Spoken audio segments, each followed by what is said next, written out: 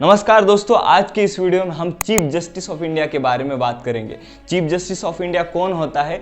Supreme court का senior most जो जज होता है वो चीफ जस्टिस होता है। और अब इस समय में DY चंद्रचूड़ सुप्रीम कोर्ट के चीफ जस्टिस है।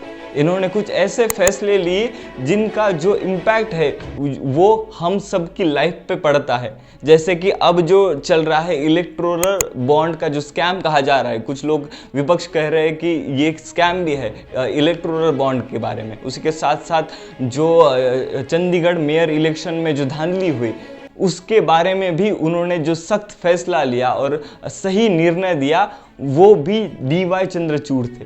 तो आज के इस वीडियो में हम DY चंद्रचूड़ के बारे में समझने की कोशिश करेंगे, उनका जो बायोग्राफी है उनको समझने की कोशिश करेंगे। तो DY चंद्रचूड़ का जो जन्म है वो 1 नवंबर 1959 में हुआ था। 1959 में उनका जन्म पुणे में हुआ, पर उनके जो पिताजी थे वो longest serving chief justice of India थे। तो उनकी जो फैमिली है वो लॉयर फैमिली थी और उसके वो जो उनके पिता थे वो एक चीफ जस्टिस थे, इसलिए उनकी जो पढ़ाई है वो दिल्ली में हुई। उनका जो ग्रेजुएशन है वो इकोनॉमिक्स और मैथमेटिक्स में हुआ। उसके बाद दिल्ली यूनिवर्सिटी में उन्होंने जो लॉ की स्टडी की, उसके बाद वो अब्रॉड गए और मास्टर्स उनका हार्वर्ड यूनिवर्सिटी में किया। 1983 में उन्होंने मास्टर्स किया और उसके बाद वो नहीं रुके। उसके बाद उन्होंने डॉक्टरेट की डिग्री ली जुडिशियल साइंसेस में।